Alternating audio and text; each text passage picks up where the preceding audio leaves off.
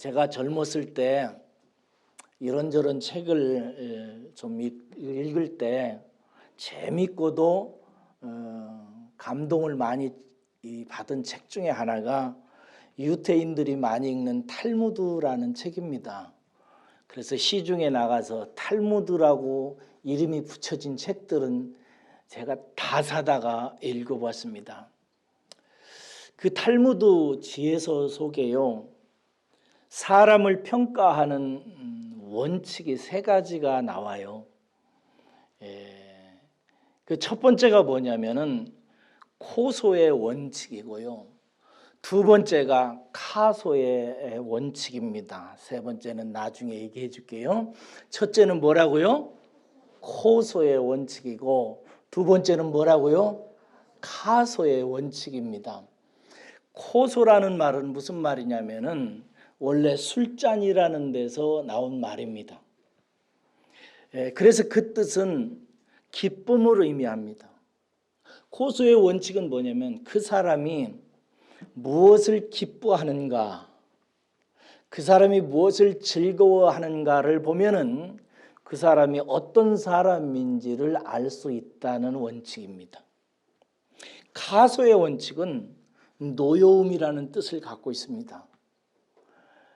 그래서 카소의 원칙은 그 사람이 싫어하는 것, 그 사람이 미워하는 것, 그 사람이 경멸하는 것을 보면 그 사람이 어떤 사람인지를 안다는 것입니다.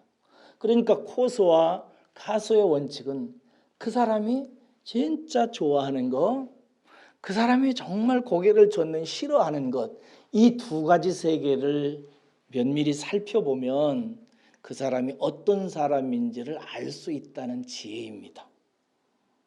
여러분 자신에게 한번 이 시간에 자문을 해보세요. 나는 무엇을 그렇게 좋아하나? 그리고 내가 진짜 싫어하고 보기 싫어하고 경멸하는 세계는 어떤 세계인가 한번 생각해 보세요. 그것이 여러분 자신의 됨됨이, 성숙, 사람다움을 가름하는 좋은 기준입니다.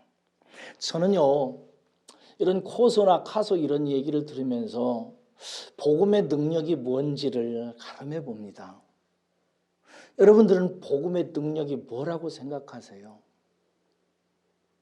물론 복음의 능력은 사람을 구원하고 귀신도 쫓아내고 병도 고치기도 하고 인생을 성공과 승리로 이끌기도 하지요. 그런데 오늘 이 코소와 카소 이야기를 하면서 저는 복음의 능력은 코소를 바꾸는 능력이다, 복음의 능력은 카소를 바꾸는 능력이다라고 말하고 싶어요.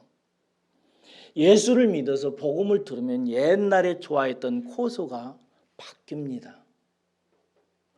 옛날에 좋아했던, 즐겼던 코소들이 달라지기 시작합니다. 그리고 예수를 믿고 하나님의 말씀 안에서 자라다 보면 카소의 내용이 달라집니다. 옛날에 싫어했던 것, 옛날에 좋아했던 것이 바뀌어지는 거예요. 어떻게 여러분 신앙생활을 한 세월을 뒤돌아보면서 가만히 생각해 보니까 카소와 코소가 많이 바뀐 것이 느껴져요? 그러시기를 주의 이름으로 축원합니다. 오늘 본문 말씀에 보면은 이 119편이라는 시편, 이 긴 시편을 쓴 시인이 먼저 카소에 대해서 이야기를 합니다. 본문을 보십시오. 시인이 싫어하는 것, 시인이 미워하는 것이 카소인데 그것이 뭐라고 되어 있어요? 여기 보니까 미워하다라는 말을 먼저 보시기 바랍니다. 여기서 미워한다라고 되어 있는데 이게 영어로 말하면 abhor라는 단어고 또 despire라는 단어라고 말할 수 있어요. 뜻은 증오한다, 무엇을 경멸한다 이런 뜻이에요. 아주 큰 카소를 얘기하는 것입니다. 시인은 지금 견딜 수 없는 카소, 몹시 증오하고 미워하는 시인의 카소를 먼저 얘기를 해요. 그게 뭐라고 얘기를 하죠? 거짓말이라고 합니다. 나는 거짓말 증오한다. 나는 거짓말이 나면 진절머리가 난다. 라는 의미인 것입니다.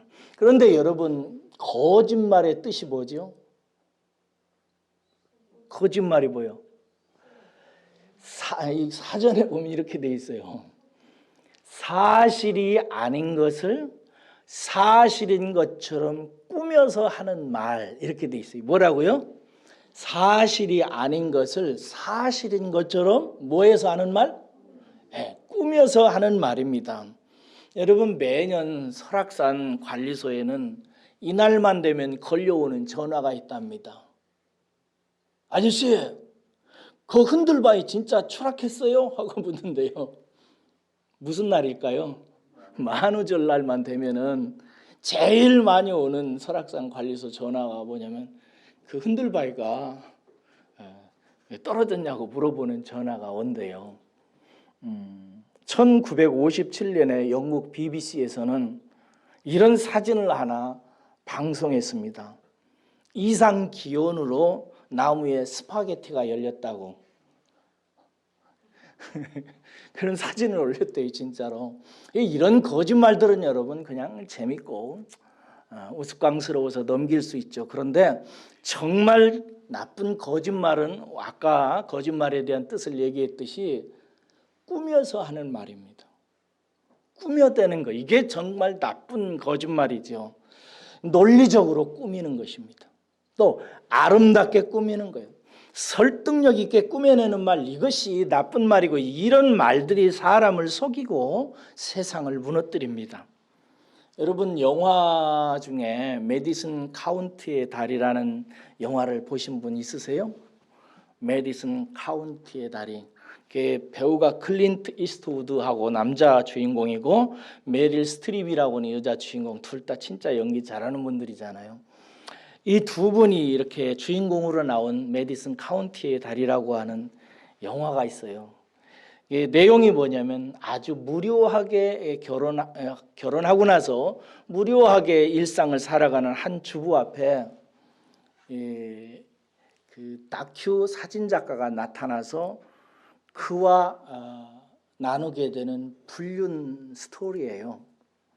그 영화는 그냥 불륜이에요. 나쁜 거예요. 그런데 이걸 너무 아름답게 꾸며놓은 거예요. 그럴듯하게, 설득력 있게. 그래서 나중에는 이 사실을 엄마가 그의 자식들에게 알려요. 근데 그 자식들이 처음 그 얘기를 들었을 때는 엄청나게 막 충격을 받죠. 그런데 그 이야기를 다 들으면서 아들도 딸도 고개를 끄덕거리면서 엄마가 자기 인생의 불륜의 이야기를 내 인생의 가장 아름다운 시절이었다고 얘기하는 그 얘기에 대해서 고개를 끄덕거리고 동의하는 내용이에요. 왜 처음에는 세상에 했다가 나중에는 고개를 끄덕거릴까요? 꿈이기 때문에 그런 것입니다. 아름답게, 예쁘게, 설득력 있게, 논리적으로 꾸미면 사람들은 그 거짓말, 사실이 아닌 것을 사실로 여기게 되는 거죠. 여러분, 최고의 거짓말 중에 거짓말은 하나님이 없다는 거짓말입니다. 그런데 학교에 다니는 아이들은 이 하나님이 없다라고 하는 사상에 대부분 다 속아 넘어갑니다. 왜 그러냐면 논리적으로 설득력 있게 가르치기 때문에 그런 것입니다. 그래서 진화론은 대부분의 세상 사람들이 하나님이 없다라고 하는 거짓말에 뿌리를 두고 모든 인생은 다 단세포에서 다세포로, 다세포에서 척추동물 뭐 어쩌고 저쩌고 해서 사람이 되었다라고 믿고 인간도 더 좋은 사람으로 나중에는 하나님처럼 될 수 있다라고 하는 진화론의 사상을 다 받아들이고 살아가요. 왜? 논리적으로 그럴듯하게 설득력 있게 설명하고 있습니다. 현대의 최고의 저는 거짓말 중에 하나는 인생의 목적은 행복이라고 하는 거짓말이라고 생각합니다. 여러분들은 저에게 성경 말씀을 배워서 익혀서 알고 있습니다만 하나님께서 성경에 사람을 창조하셨을 때 그 사람들이 행복하게 살게 하려고 창조되었다는 기록을 읽어보신 적이 있습니까? 없습니다. 여러분, 그런데 세상 사람들은 그 참 행복이, 참된 행복이 무엇인지도 가르치지도 않고 그저 육체의 욕망을 따라서 자기가 좋은 대로 살아서 행복하게 사는 것이 인생의 목적이라고 설명을 합니다. 그럴듯하게, 아름답게, 설득력 있게. 그래서 사람들은 그 행복할 수 있는 것을 인생의 목표로 삼고 행복하게 해주는 육체적인 조건들에 대해서 욕망을 품고 그 조건을 채우기 위해서 하나님을 떠나서 자기의 소욕대로 살아가서 죄인의 길을 걷다가 나중에는 영원한 멸망으로 들어갑니다. 다 속임수입니다. 이 모든 것들이 다 어디서 왔는가? 요한복음 8장 44절 한번 찾아봅시다. 요한복음 8장 44절입니다. 요한복음 8장 44절입니다.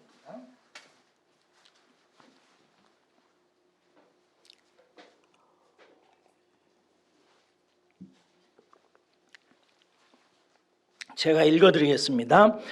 너희는 너희 아비 마귀에게서 났으니 너희 아비의 욕심대로 너희도 행하고자 하느니라. 그는 처음부터 살인한 자요 진리가 그 속에 없으므로 진리에 서지 못하고 거짓을 말할 때마다 제 것으로 말하나니 이는 그가 거짓말쟁이요 거짓의 아비가 되었습니다 라고 말하고 있습니다. 다시 보십시오. 너희 인생을 가리켜서 주님께서 말씀하시면 너희들은 아비에게서 났다.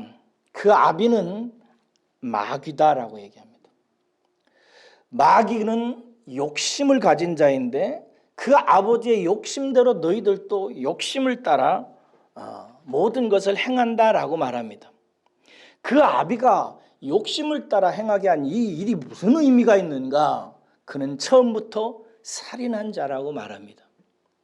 살인이 칼로 죽이는 것, 돌로 때려 죽이는 것, 그런 것은 육체적인 살인이고요. 아담과 하와를 하나님에게서 떼어낸 것이 살인입니다. 하나님과 관계없게 되는 것, 하나님과 분리시켜 놓는 것, 영원한 생명에서 영원히 끊어내 버리려고 하는 것, 이게 살인인 것입니다. 세상의 아비인 마귀는 사람을 살인했습니다. 하나님께로부터 영원히 떼어낸 거예요. 떼어냈어요. 무엇으로 떼어냈다고 말합니까? 거짓말로 떼어냈다고 합니다. 사실이 아닌데 마귀 사탄이 뭐라고 그랬어요? 우리 스스로 하나님처럼 모든 것을 안다고 그랬습니까? 그렇지 않았어요. 사실이 아닌데 사실인 것처럼 설명을 하고 선악과를 보게 했을 때 선악과가 진짜 보암직도 하고 먹음직도 하고 얼마나 설득력 있게 마귀가 설명을 했는지, 야, 저 선악과 따먹으면 진짜 내가 지혜를 알게 돼서 하나님처럼 되겠구나라고 생각할 정도로 속여버린 것입니다. 여러분, 이 거짓말이 이 시인의 가소입니다. 나는 세상에 거짓말을 들을 때마다 못 견디겠다. 세상에 가득한 이 거짓말을 나는 혐오합니다 라고 말하는 거예요. 여러분, 현대 교회 안에 널리 퍼진 거짓말 중에 하나는 예수 믿으면 복 받는다는 말입니다. 물론 이 말이 제대로 해석되어지면 맞습니다. 그러나 이 말을 즐겨하는 목회자들 중에는 진정한 복이 무엇인지를 얘기하지 않고 예수 믿으면 복 받는다라고 말해서 하나님으로부터 오는 신령한 복을 자기의 욕망의 도구로 인식하게 하고 하나님을 이용하게 만듭니다. 그래서 교회가 타락하는 것입니다. 시편 저자는 이런 거짓말을 나는 혐오한다라고 말해요. 여러분, 여러분이 진리를 알아서 하나님의 말씀을 잘 알아서 세상의 거짓말을 혐오하고 싫어하시는 분들 되시기를 주의 이름으로 축원합니다. 거짓말을 경계하셔야 됩니다. 세상에는 너무 많은 거짓말이 횡행합니다. 교회 안에도 거짓 선지자들과 거짓 설교자들을 통해서 거짓말이 난무합니다. 귀를 크게 여시고 거짓말을 분별하시기를 주의 이름으로 부탁합니다. 이제 코소를 말합니다. 코소가 뭐라고 그러죠? 좋아하는 것. 시인은 뭘 좋아한다고, 시인의 코소는 뭐라고 말하고 있습니까? 주의 율법을 사랑하나이다. 좋아하는 정도가 아니라 이 시인은 사랑한다고 얘기를 합니다. 여러분, 사랑이라는 말의 뜻은 뭐죠? 일반적으로 사랑은요, 어떤 대상을, 그 대상이 사람이든 물건이든 뭐 어떤 가치든 어떤 대상을 아끼고 귀중히 여기는 마음을 말합니다. 어떤 대상을 자기가 너무 귀하게 생각하고 아끼고 마음에 품는 것을 말하는 것이죠. 시인은 무엇을 사랑한다고 얘기하고 있죠? 여기 보니까 율법을 사랑한다고. 율법이 뭐예요? 하나님께서 우리에게 듣게 하시고 깨닫게 하셔서 살게 하는 삶의 원리를 말하죠. 특별히 16장 하반 164절 하반절에 보니까 율법을 여러 규례들이라고 그래요. 규례들은 율법을 어떻게 행해야 되는지를 세세히 말해주는 명령들을 말합니다. 이 시인은 나는 거짓말 너무 싫다. 그런데 하나님이 나에게 들려주시고 깨닫게 하셔서 어떻게 살아야 되는지 하고 알려주는 율법을 좋아한다. 특별히 그 율법을 하나하나 풀어서 내가 어떻게 행동해야 되는지를 가르쳐주는 규례들, 율례들까지도 나는 너무 좋다, 사랑한다라고 말하는 것입니다. 여러분, 이러한 그 문맥에서 볼 때에 하나님이 주신 율법의 목적은 뭘까요? 거짓의 아비인 마귀 사탄의 거짓말에 속는 인생이 되지 않게 하기 위해서 참말로 주신 것입니다. 시인은 거짓말이 난무하는 세상을 살면서 하나님의 말씀, 하나님의 율법, 하나님의 하나하나 가르쳐주는 이 규례들이 너무 귀하구나 라는 깨달음을 얻은 거예요. 그래서 하나님의 하나하나 가르쳐주는 규례들까지도 자기는 너무 좋아하게 되었다는 것입니다. 여러분, 한번 생각해 보세요. 하나님이 여러분들을 사랑하셨잖아요. 그리고 여러분들을 예수님의 보혈의 피로 씻으시잖아요. 그런 여러분들에게, 저에게 하나님이 남겨놓으신 딱 하나가 있다면 그것은 말씀입니다. 성경 말씀이에요. 이것 가지고 하나님 알고 인생이 어떤 것인지를 알고 어떻게 살아가야 되는지, 무엇이 참된 것인지 알게 하기 위해서 하나님이 사랑하는 자녀들의 손에 내어주신 것이 딱 성경 하나입니다. 여러분의 신앙에 있어서 캐논, 규범, 권위, 이것은 다른 것이어서는 안 됩니다. 오직 성경 말씀 하나만 남으시기를 주의 이름으로 축원합니다. 하나님께서 여러분 예수님의 생가를 남겨놓지 않았습니다. 만약에 여러분 예수님의 생가가 있다면 크리스찬들이 무슨 일을 할까요?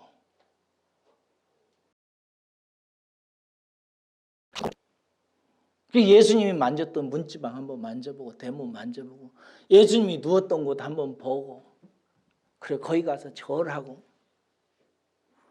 거기 가서 뭐 뜯어가지고 먹고 별짓을 다 할 것입니다. 여러분, 모세라고 하는 사람의 뼈 하나만 남겨놨으면 무슨 일이 벌어질까요? 아주 그거 갖다가 경배를 하고 난리를 칠 것입니다. 무슨 일이 벌어질까요? 틀림없이 십계명 돌판 교회 생길 것입니다. 대놓고 그거 보고 뭐 부처의 사리를 막 전시하면 그 사람들이 가서 만져보고 막 빌고 기원하듯이 그럴 것입니다. 여러분, 그런데 하나님께서는 하나도 남겨놓지 않았어요. 제가 성지순례를 갔다 오고 와서 성지순례에서 봤던 성지가 대부분 진짜가 아니라는 사실에 놀랐습니다. 지금 사막에 있는 그 시나이 반도에 있는 시내산이 진짜 이스라엘 사람들이 갔던 시내산이냐? 몰라요.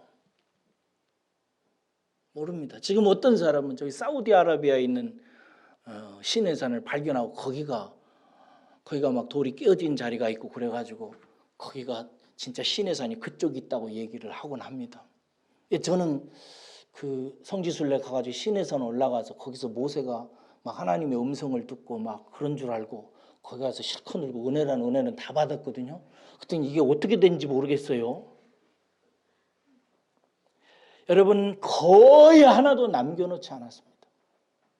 다 하나님이 없애셨어요. 왜 그러셨을까요?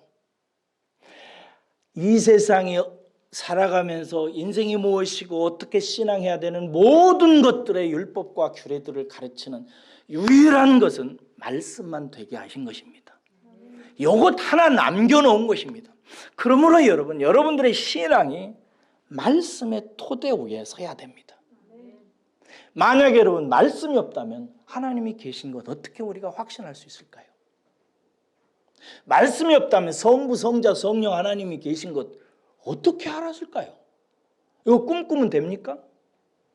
어떤 도사 찾아가서 알아가면 성삼위일체 하나님 배울 수 있어요?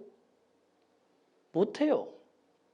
예수님이 십자가에 달려 돌아서 사흘 만에 부활하신 그 일이 옛적의 구약 이스라엘 사람들이 지성소에서 그 어린 양의 보혈의 피를 뿌리고 나서 하나님께서 그 제사를 받으셔서 그 제사를 받은 그날 온 이스라엘에 해방이 선포되었듯이 우리들도 예수 그리스도의 보혈의 제사를 믿고 하나님 앞에 믿음으로 나아가면 우리 안에 영혼의 회복이 일어나고 다시 거듭나고 해방이 되는 인생이라는 사실을 무엇을 통해서 알까요? 꿈꾼다고? 신비한 계시 받는다고? 병치료 받는다고? 뭘 통해서 알아요? 딱 하나요. 말씀 하나요. 신앙은 말씀이라고 하는 토대 반석 위에 서야 되는 것입니다. 사랑하는 여러분, 그래서 저는 여러분들의 고소가 하나님의 말씀이시기를 주의 이름으로 축원합니다.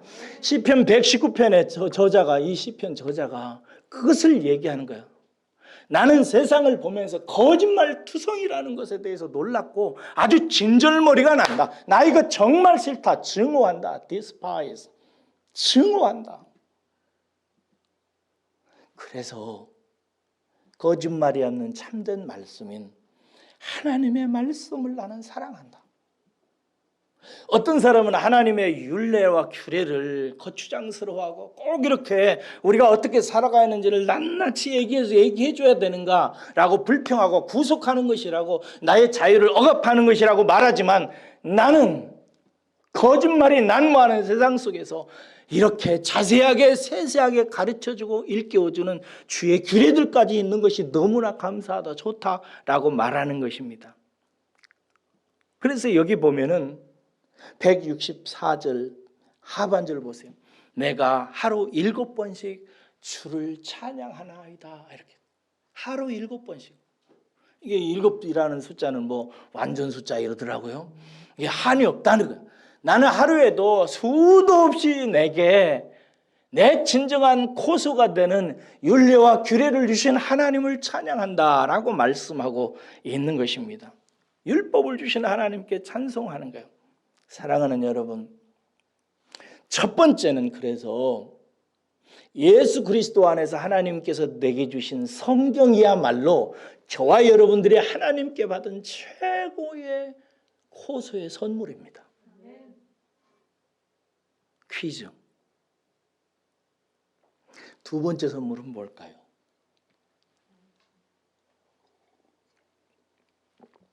두 번째 선물. 두 번째 선물은 성령님이십니다. 구원받은 자녀들에게 하나님께서 두 번째 선물을 주시죠. 예수님께서 친히 성령을 보내셔서 우리가 성령을 받게 하시잖아요. 이것을 선물이라, 큰 선물입니다. 성령 받으셨습니까? 네. 성령 받으시기를 주의 이름으로 축원합니다. 내가 아직 성령 못 받은 것 같다. 이 사람은 생명 걸고 성령 받으시기를 주의 이름으로 축원합니다. 근데 놀랍게도 하나님께서는 성령을 구하는 자에게 반드시 주신다고 말씀하셨습니다. 어떻게 그 애비가 자식에게 떡을 달라는데 정갈을 주겠느냐? 아빠 떡 좀 주세요 이러는데 아버지가 얘라 이놈아 정갈이나 먹고 물려 죽어라 하고 주겠냐 이 말이야. 그러면서 하시는 말씀이 어찌하여 밤낮 성령을 구하는 자녀에게 성령을 주시지 않겠느냐라고 말씀하세요. 꼭 받으시기를 축원합니다. 그런데 이 성령이 뭐예요? 성령의 또 다른 이름이 진리의 영이에요. 진리를 가르치는 영이에요. 그래서 성령을 받은 사람에게 드러나는 두드러진 특징은 진리가 들리기 시작하는 거예요. 나를 증거하시는 자, 곧 진리의 영이 너희들에게 오면 너희들에게 나를 가르치고 하나님의 말씀을 가르칠 거라고 주님께서 말씀하시잖아요. 성령님은 말씀, 우리에게 주신 첫 번째 선물을 듣고 깨닫고 이해하고 살 수 있도록 도와주시는 보혜사시라고. 보혜사라는 말은 헬퍼라는 뜻이에요. 도와주시는 분이에요. 그 성령님을 주셨어요. 그래서 성령을 받은 사람들은 그냥 예수만 믿는 게 아니라 하나님의 말씀을 코스로 좋아하기 시작해요. 말씀이 좋은 거예요. 그래서 말씀에 관심이 있어요. 말씀을 자꾸 들으려고 합니다. 이게 확실하게 구원받은 사람의 증거입니다. 예수 그리스도를 믿고 성령을 받으면 그 사람은 더 이상 구원에 관련해서는 누구도 터치할 수 없어요. 완전한 구원을 그는 받은 것입니다. 그런데 예수 믿고 세례 받고 구원 성령 받은 그 사람에게 두드러진 특징이 뭐냐? 하나님의 말씀을 잘 들어요. 관심 있고 더 알려고 하고. 오늘 아침에 여러분들이 이렇게 나와서 눈 초롱초롱하니 저를 통해서 나가는 하나님의 말씀을 듣는 것, 이것이 구원의 은혜를 받은 사람들의 모습입니다. 세상 사람들은 이런 얘기하면 옛날에 했던 말 그대로 귀신 신나라 까먹는 소리 하네, 웃기는 소리 하네, 미쳤네, 예수를 믿어도 적당히 믿어야 돼, 추석날인데 꼭 저렇게 모여야 되나 이런다고요. 그러나 여러분들은 말씀 들으러 이 자리에 왔습니다. 할렐루야. 말씀 들으러 왔어요. 왜? 성령이 계시기 때문에. 이게 놀라운 선물이에요. 사도 바울은 그래서 그냥 성령 받았느냐라고만 묻지 않고 말세의 가장 성도에게 중요한 율법적 규범으로 뭐라고 얘기하냐면 성령 충만을 받으라라고 얘기합니다. 어떤 사람은 성령을 받았는데 받기는 받았는데 그냥 주일날 한번 나와서 하나님의 말씀 듣는 정도로 사는 사람이 있고, 어떤 사람은 시편 119편에서 이 저자처럼 하루에 7번씩 말씀을 주신 하나님을 찬송하며 하나님의 말씀을 묵상하는 거예요. 그래서 하나님의 말씀이 얼마나 중요한지 시편을 편집하는 하나님의 사도들은 시편 1편을 제일 앞에다 놨어요. 시편 1편이 어떻게 시작돼요? 복 있는 사람은. 복 있는 사람은 어떤 사람이라요? 하나님의 율법의 말씀을 주야로 뭐하는 자로다? 묵상하는 자로다. 그러니까 진짜 복 있는 사람은 아파트 사고 자동차 좋은 거 사고 뭐 믿음직스러운 남편 얻고 예쁜 아내 얻고 뭐 이래가지고 행복하게 사는 그런 것을 성경은 어디에도 복이라고 얘기하지 않아요. 진정한 복은 거짓말이 없는 참된 말씀인 하나님의 말씀을 성령 받아서 주야로 묵상하는 사람, 이 사람이 진짜 복 받은 사람이라는 사실을 믿으시기를 주의 이름으로 축원합니다. 네. 그 다음에 코소 얘기했고 카소 얘기했는데 세 번째 원리가 있어요. 키소라고 하는 게 있어요. 키소의 원칙. 키소는 원래 무슨 뜻을 갖고 있냐면요, 돈 지갑이라는 뜻을 갖고 있어요. 돈 지갑. 그래서 키소의 원칙이란 뭐냐면 그 사람이 주로 돈을 어디에 쓰는지를 보면은 그 사람이 어떤 사람인지를 안다 이거예요. 진짜 멋진 말이죠. 그 사람 돈 쓰는 거 보면 그 사람 어떤 사람인지 알아요. 좀 찔리죠? 여러분들은 돈 생기면 뭐예요? 응? 돈 생기면 어디다 써요? 그것 보면 알아요. 그런데 여기서 돈은 그야말로 머니, 돈만을 의미하지 않아요. 탈무드의 해석편을 보면 이렇게 돼 있어요. 그가 소중히 여기는 것. 그러니까 돈일 수도 있고, 뭐 재물일 수도 있고, 시간일 수도 있고, 재능일 수도 있고, 그리고 자기의 목숨일 수도 있는 거예요. 이게 자기의 돈을 어디에 쓰느냐, 자기의 시간을 어디에 쓰느냐, 자기의 재능을 뭐 하려고 사용하느냐, 그리고 자기의 남은 인생을 어디에다 쓰려고 생각하느냐, 이것이 그 사람의 실제다 이거예요. 여러분은 여러분의 돈이 될 수도 있고 재능이 될 수도 있고 여러분의 장기일 될 수도 있고 그리고 여러분의 생명일 수도 있고 여러분의 남은 삶일 수도 있어요. 그것 뭐 하는데 사용하고 계시고 어디에 쓰고 계십니까? 여기 보니까 시편은 이렇게 얘기해요. 여호와여 내가 주의 구원을 바라며 주의 계명을 행하였나이다. 이렇게 얘기해요. 몇 절이에요? 몇 절이에요? 네. 여호와여 내가 주의 구원을 바라며 주의 계명들을 행하였나이다. 여기서 행하였다는 말은 쭉 행하여 왔습니다라는 얘기예요. 그러니까 이 사람은 가서 너무 싫은 것들, 거짓말들을 보면서 코서 정말 자기가 즐거워하고 기뻐해야 될 것을 발견한 거예요. 하나님의 말씀, 율법과 규례들이에요. 그러면서 말하기를 나는 나의 지난 삶, 내가 귀하게 생각하는 인생의 나날들을 이 하나님의 말씀과 규례들을 깨닫고 행하면서 지내왔습니다 라고 고백하는 거예요. 사랑하는 여러분, 요즘 말로 이것은 따라서 하겠습니다. 말씀대로 살았습니다. 말씀을 따라 살았다라는 말이에요. 여러분, 오늘 어제가 이제 추석이잖아요. 추석 되면 사람들 만나서 이런저런 얘기들을 많이 하잖아요. 그런 걸 보면서 뭘 느끼세요? 추석은 여러분이 알다시피 추수하는 날이에요.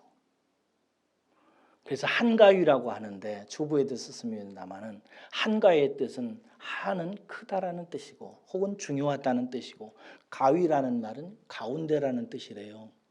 그래서 1년 중에 가장 중요한 날이래요. 왜 중요한가? 요즘에는 가족들끼리 만나서 먹고 마시고 행복하게 사는 것으로 때웁니다만 원래 한가위의 뜻은 뭐냐면 보름달이 둥글게 뜨는 그날, 이 날을 자기 1년의 가장 중요한 날로 삼고 자기가 남은 삶을, 남은 한 해를 어떻게 마감해야 되는지를 생각하는 날로 삼은 날이에요. 한가위예요. 여러분 코소를 알고 카소를 알았다면 이제 키소를 생각해야 돼요. 내 하루하루의 삶, 나의 남은 인생을 무엇을 향해 살 것인가 생각하세요. 이번 추석 명절에 그것 좀 한번 생각하면 어떨까요?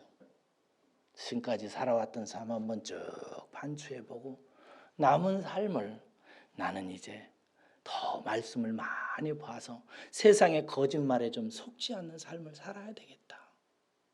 저도 돌이켜보면 세상의 거짓말에 너무 많이 속았어요. 참았어요. 저는 여러분이 알다시피 신학을 하게 된 동기는 세상을 개혁하려고 하는 것이었어요. 제가 가만히 보니까 돈 있고 권력 있는 사람들이 좀 무지하고 연약하고 돈 없고 힘없는 사람들 다 갈취해서 먹고 살더라고요. 지금도 그래요. 그래서 이놈의 세상 뒤집어 엎고 가난하고 불쌍하고 소외된 사람들 위해서 세상 뒤집어 엎어야지. 내 목숨 거기다 두기로 생각하고 그래서 신학을 했어요. 그 모범적인 인물이 예수님이었고 근데 우리 첫째 딸 예수도 낳고 나서 하나님을, 주님을 체험하는 큰 은혜의 시간이 있었고, 그걸 깨닫고 나서 세상이 다 거짓말로 포장되어 있다는 사실을 깊이 깨닫게 됩니다. 다 죄 아래 있어요. 죄는 뭐예요? 하나님을 빗나가는, 하나님의 말씀과 윤리와 규례, 법도에서 빗나가서 제멋대로 만들어 놓은 것이 세상이에요. 여러분, 인류에 그렇게 똑똑한 사람들이 경영하고 앞서서 해온 이 지구가 지금 어떻게 돼가고 있어요? 제가 얼마 전에 얘기했습니다. 앞으로 기온이 1도만 높아지면 사람 못 삽니다. 1도만. 근데 지금까지 1도가 높아지는데 대략 한 1000년 걸렸다 해요. 그래서 지금 1도가 높아지니까 지금 기상기온이 이상해가지고 난리잖아요. 앞으로 1도만 높아지면 어떻게 되는지 아세요? 사람 못 삽니다. 근데 학자들이 말하기를 앞으로 1도가 올라가는데 몇 년 걸린 줄 아세요? 2030년에서 2040년이면 그 온도에 올라갑니다. 그럼 우리 살기 힘듭니다. 저는 이 세상에 없어서 다행인데요. 우리 아들과 딸들과 여기 있는 젊은이들을 좀 걱정이 됩니다. 그걸 해결할 수 있느냐? 지금은 해결 못합니다. 인류학자들은 이미 해결할 수 있는 지점을 넘어갔다고 얘기해요. 지금 모든 나라들이 하나로 다 합의를 해가지고 나쁜 거 뽑아내는 공장들 없애고 다 산업구조 다 바꿔도 안 된다고 얘기를 합니다.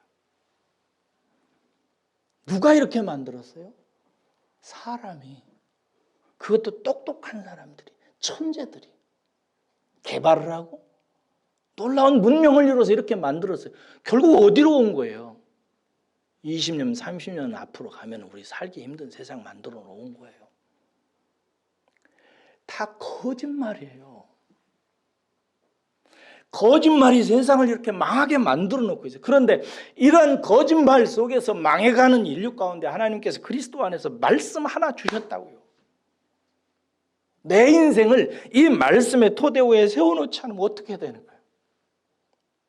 남은 삶을 사랑하는 여러분, 시편의 저자처럼 나는 지금까지 하나님의 말씀 듣기를 열심히 듣고 깨달아서 열심히 말씀대로 살려고 힘썼습니다 라고 말하는 여러분들 말년이 되시기를 주의 이름으로 축원합니다.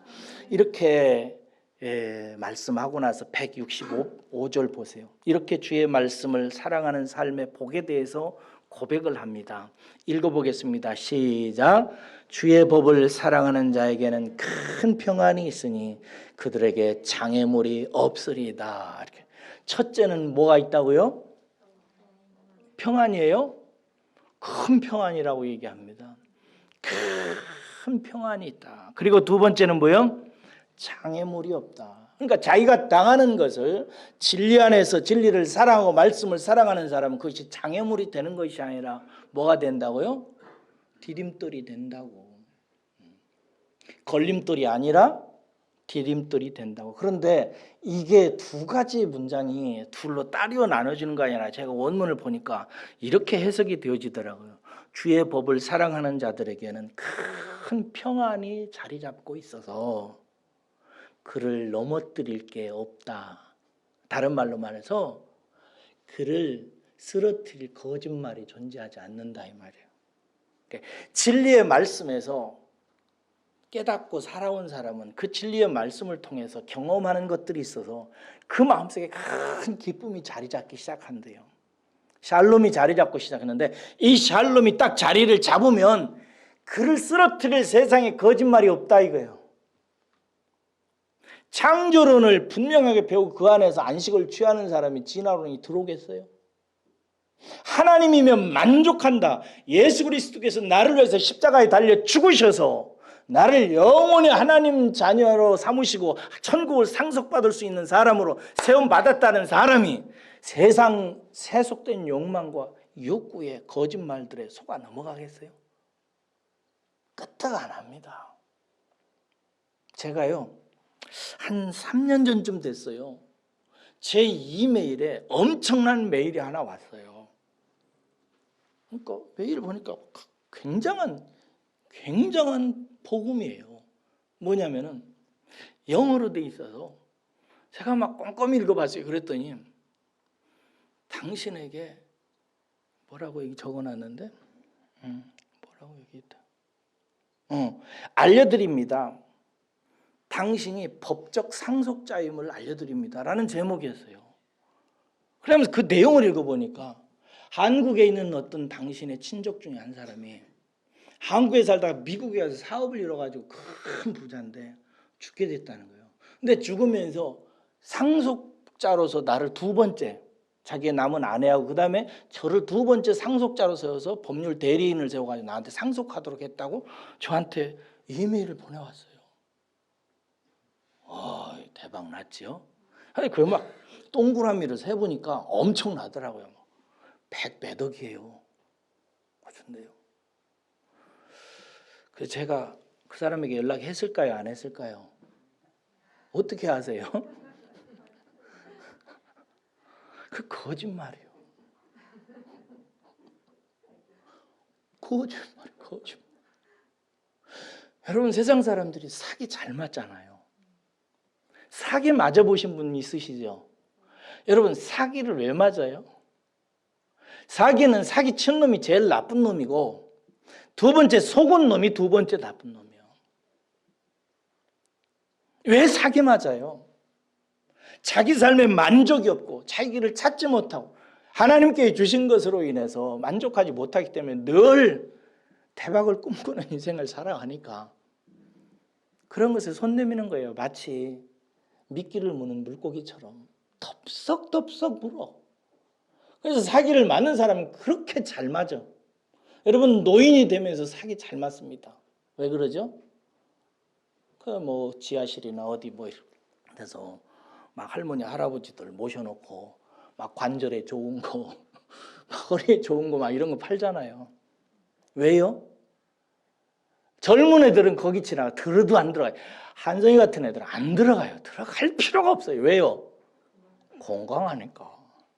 노인들은 뼈 쑤시고 아프고 그냥 안 아픈 데가 없으니까 막 거기 들어갔다가 홀카닥 사기당하고 오는 거예요. 며느리들 막 그 아들들은 그것 때문에 화나가지고 막 엄마하고 싸우고 막 그러잖아요. 이근육 집사님 그런 데 들어가지 마세요. 내 안에 있으면 이길 수 있습니다. 건강한 사람이 다른 부질없는 보약에 대해서 관심이 없듯이 하나님 나라에 대해서 관심 있는 사람은 세상 나라에 대해서 극복할 수 있습니다. 할렐루야. 하늘의 신령한 복으로 무장된 사람은 세상의 허접한 복에 대해서 그렇게 마음 기울지 않습니다.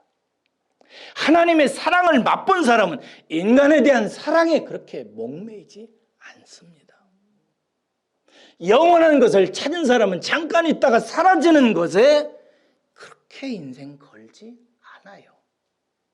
참된 보물을 발견한 사람은 손에 걸다가 빼 없어지는 보물에 대해서, 귀에 걸고 목에 거는 보물에 대해서 그렇게 연연하지 않습니다. 있으면 좋고 없어도 괜찮다. 조금 불편하게 살지 하는 것입니다. 사랑하는 여러분, 추석을 맞이해서 지금까지 살아온 삶을 가만히 반추해 보세요. 내가 그렇게 좋아서 갖고 싶어 했던 것이 무엇인지, 아니면 내가 정말 싫어가지고 막 힘들어가지고 버리고 싶은 것이 무엇인지, 그리고 그것이 말씀의 기준에 비추어 볼 때 어떤 것인지.